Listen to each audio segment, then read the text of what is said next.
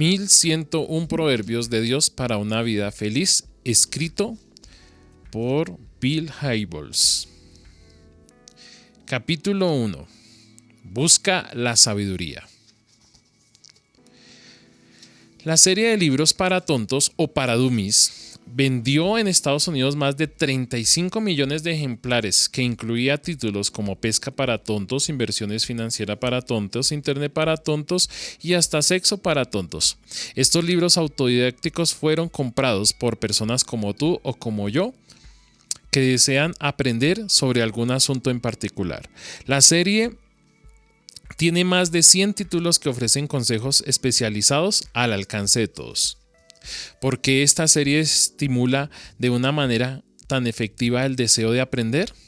Un cliente comentó: compro estos libros porque le quitan al proceso de aprendizaje el factor intimidatorio. Cualquiera que sea el tema, lo presentan en términos sencillos.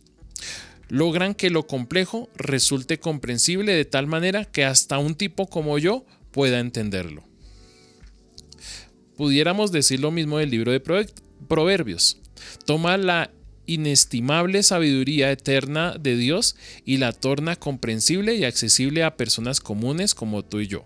No hace falta un título de seminario para captar su sabiduría, y que contiene muy pocos términos teológicos y complejos. Proverbios es un libro muy práctico, es el más práctico de la Biblia. Coloca las verdades pertinentes para la vida cotidiana en el estante más abajo donde todos podemos alcanzarla. Unos pocos proverbios caben en la categoría de promesas. En general, se ocupan de describir de qué manera funciona la vida. Algo que deja bien claro este libro es que, en términos generales, las personas temerosas de Dios, íntegras, trabajadoras y sabias, cosecharán muchas recompensas. ¿Cómo sabían esto los escritores? Lo aprendieron por su experiencia a lo largo de su vida. Eran personas falibles como tú y yo, que caminaron con Dios y buscaron sabiduría.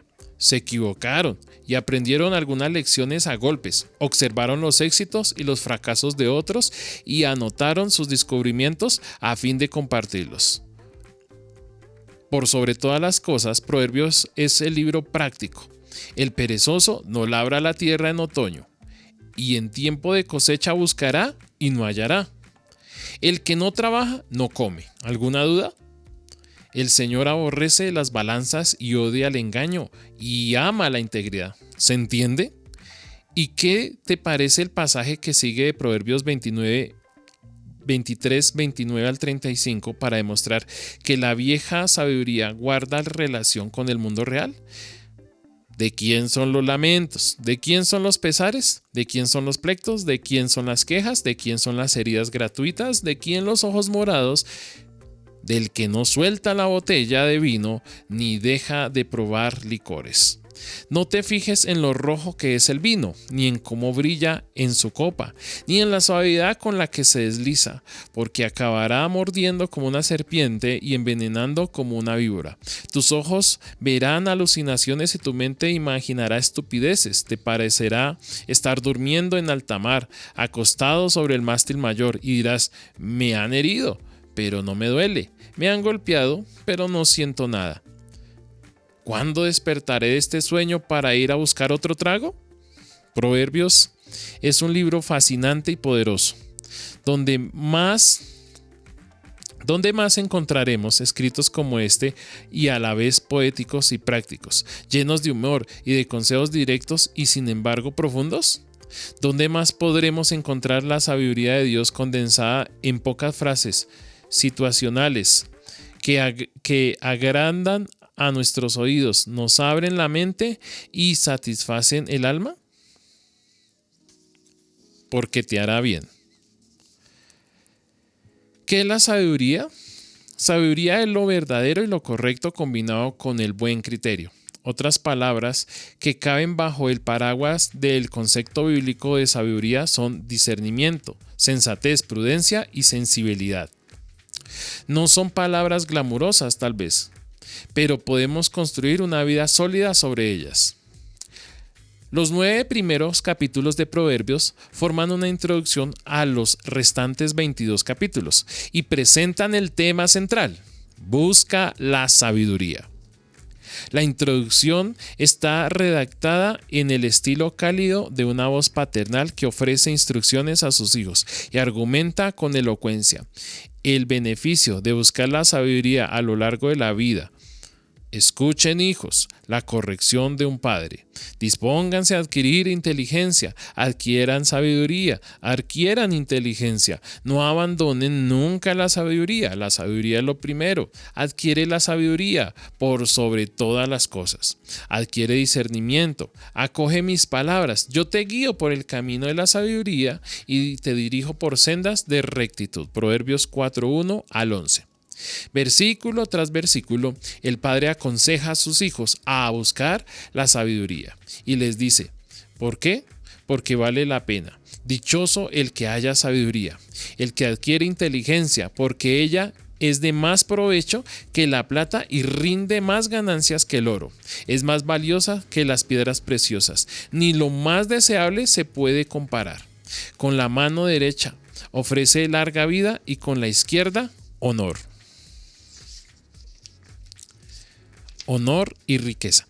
Sus caminos son placenteros y en sus senderos hay paz. Ella es el árbol de vida para quienes la abrazan. Dichoso los que la retienen. Según este padre sabio, aquellos que ordenan su vida con la meta de adquirir sabiduría recibirán una recompensa mucho más grande que lo que podrían imaginar. ¿Deseas dinero? La sabiduría es más valiosa. ¿Te gustaría tener oro? La sabiduría es más valiosa. ¿Quieres alcanzar fama, fortuna, éxito y poder? La sabiduría es más valiosa. Nada de lo que podrías desear puede compararse con ella. Piensa en las personas que conoces. ¿Conoces padres y madres sabios que demuestran tener buen juicio por la manera en que conducen su vida y educan a sus hijos? ¿Conoces padres que saben cuándo dar estímulo y cuándo exhortar, cuándo ser tierno y cuándo corregir con energía? ¿Recuerdas alguna madre que sabe cuándo dar un consejo y cuándo limitarse a escuchar, cuándo enseñar y cuándo dejar que los hijos aprendan por su propia cuenta de sus actos? Intenta asignarle un precio a esa sabiduría. ¿Cuánto vale? ¿Cuánto valor tiene para los hijos e hijas que enfrentan los desafíos del nuevo siglo? Conozco a muchas personas inteligentes y trabajadoras cuya existencia están llenas de dificultades porque fueron educadas por padres necios que no les enseñaron cómo manejarse en la vida. También conozco a muchos otros que llevan una vida satisfactoria y productiva y a menudo dicen: tuve padres sabios. Es imposible calcular el valor de esa herencia. Los hijos que crecen con esa bendición concuerdan de todo corazón con Proverbios 17:6. La corona del anciano son sus nietos y el orgullo de los hijos son sus padres. Veámoslo desde otro lado. ¿Qué valor le asignaría un padre al hecho de tener hijos que sigan el camino de la sabiduría? Que sepan cómo manejar los conflictos, que cultiven amistades con madurez, que administren el dinero con prudencia. Tampoco podemos ponerle precio. Como leemos en Proverbios 15:20, el hijo sabio alegra a su padre y el hijo necio menosprecia a su madre. Pensemos en las situaciones laborales. Una y otra vez he podido observar el impacto positivo de procurar la sabiduría. Puedo recordar una cantidad de personas que no tienen talento deslumbrante, antecedentes destacados o personalidad carismática, y sin embargo han ascendido y han ocupado lugares de importancia estratégica en el comercio, el gobierno, la universidad, en las organizaciones sin ánimo de lucro y en la iglesia. Estas personas han adquirido lugares de responsabilidad y reconocimiento porque supieron conducirse con sabiduría a lo largo de mucho tiempo. Tanto en su desempeño como en sus relaciones laborales supieron aplicar la sabiduría del libro de Proverbios en cuanto a tomar la iniciativa.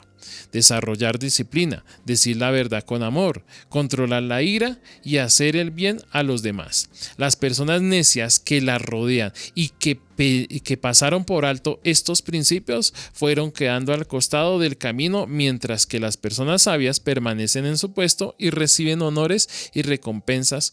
Así lo describe el libro de Proverbios. ¿Has visto a alguien diligente en su trabajo? Se codeará con reyes y nunca será un don nadie. Esto significa que las personas que trabajan con sabiduría y destreza durante un tiempo prolongado recibirán reconocimiento de parte de sus pares y de sus superiores y serán ampliamente recompensados. Digamos una vez más que no se trata de una promesa ni de una garantía, es la forma en que generalmente funciona la vida. Lamentablemente, las personas sabias son cada vez menos frecuentes. Un empresario me dijo que su negocio estaba marchando tan bien que no alcanzaba a cubrir los pedidos. El único problema, comentó, es que muchos de los nuevos vendedores actúan de una manera extraña. ¿Qué quiere decir con extraña?, le pregunté. Quiero decir que hacen cosas estúpidas y se meten en problemas.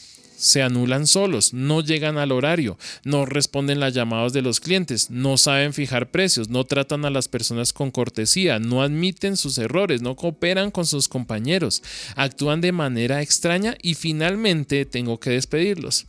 Podrían hacer una carrera exitosa, lograr seguridad económica y acumular ahorros para el futuro, pero en lugar de eso me obligan a expulsarlos.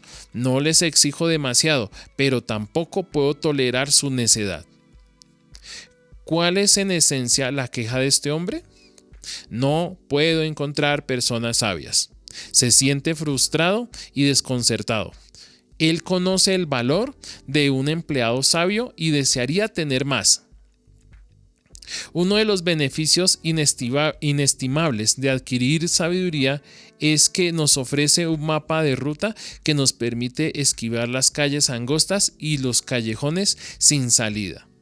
La discreción te cuidará, la inteligencia te protegerá, la sabiduría te librará del camino de los malvados, de los que profieren palabras perversas, de los que se apartan del camino recto para andar por sendas tenebrosas.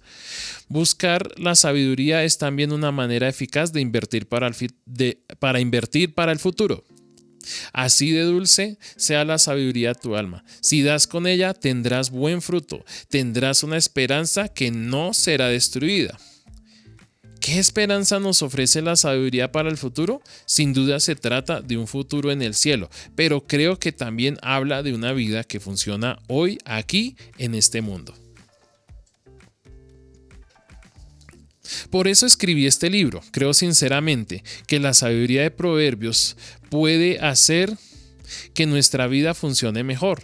Nos ofrece consejos valiosos acerca de la dedicación y la autodisciplina, acerca de cómo elegir amigos y pareja, establecer una familia sana, honrar a Dios con nuestras finanzas, cuidar nuestro cuerpo, crecer espiritualmente, ser solidarios con los necesitados, controlar la ira y casi cualquier otro tema importante para la vida.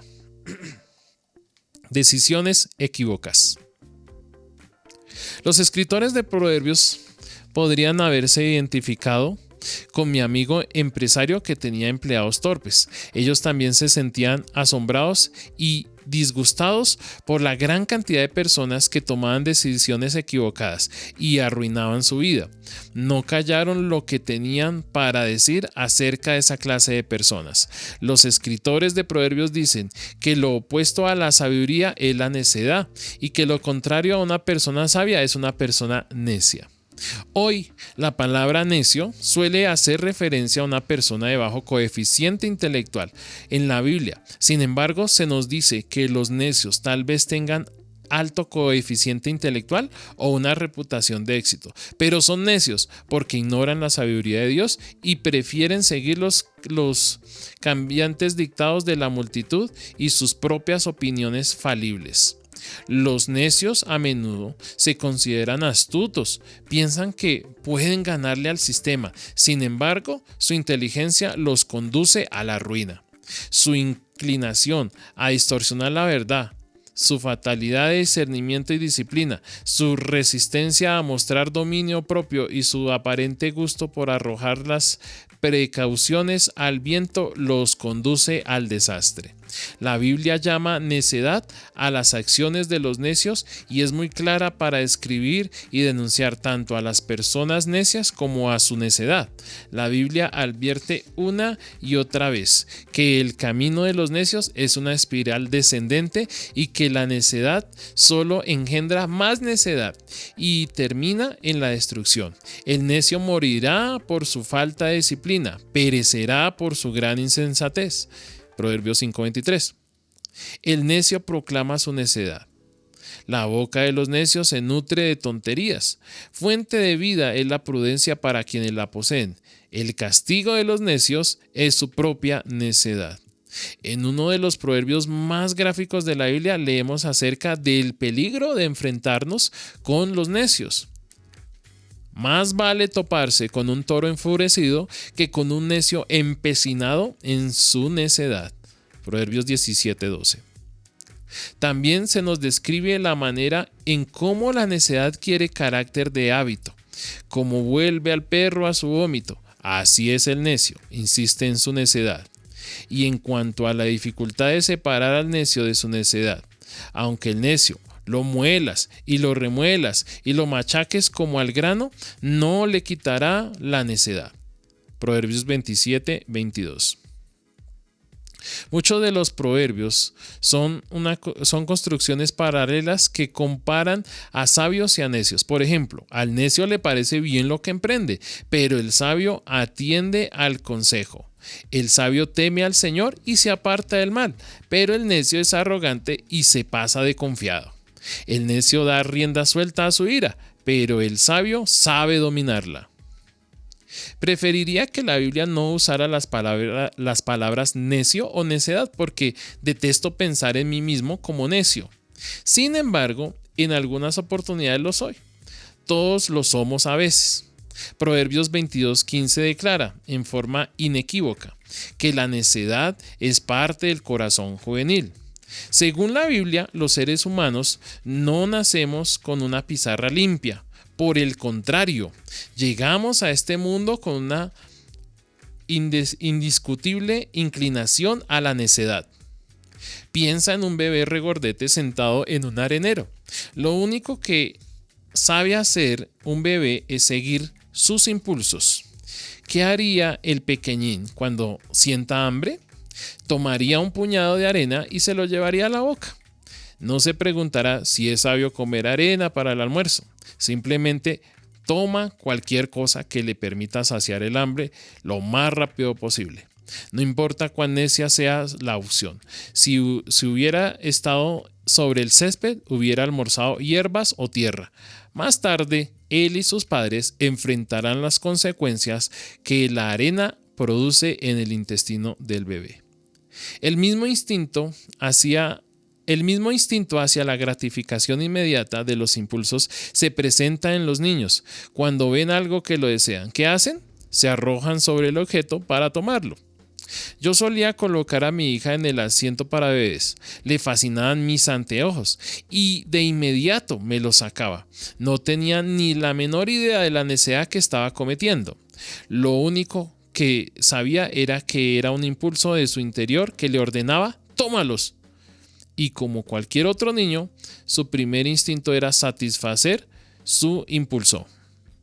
Proverbios nos dice qué hacer con esta clase de comportamientos inmaduros. La necedad es parte del corazón juvenil, pero la vara de la disciplina la corrige. Proverbios 22:15.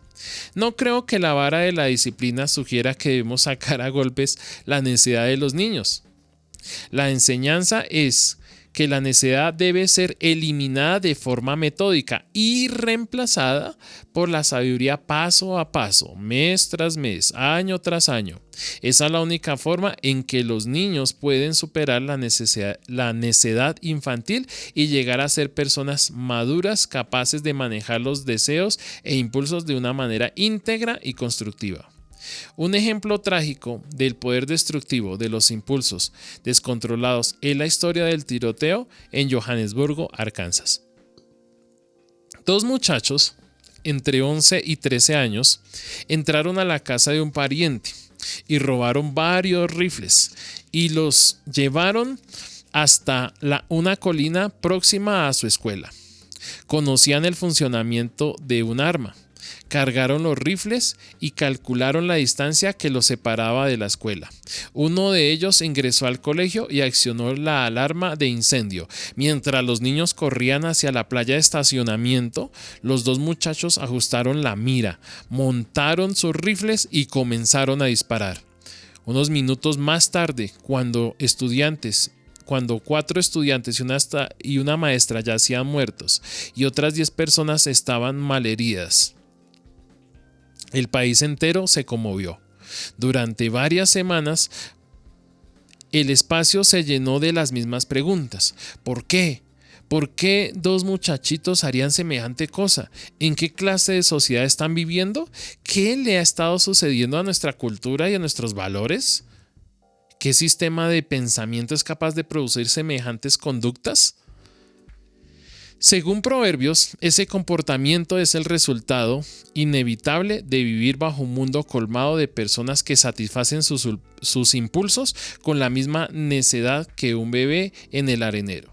La única diferencia entre un bebé y aquellos muchachos es la edad. Las circunstancias y la influencia perniciosa determinaron que la gratificación de los mayores resultara fatal. Una verdad bíblica irrefutable es que la satisfacción irresponsable de nuestros impulsos produce una sociedad enferma. La gente satisface sus impulsos sexuales mediante el sexo promiscuo y el adulterio.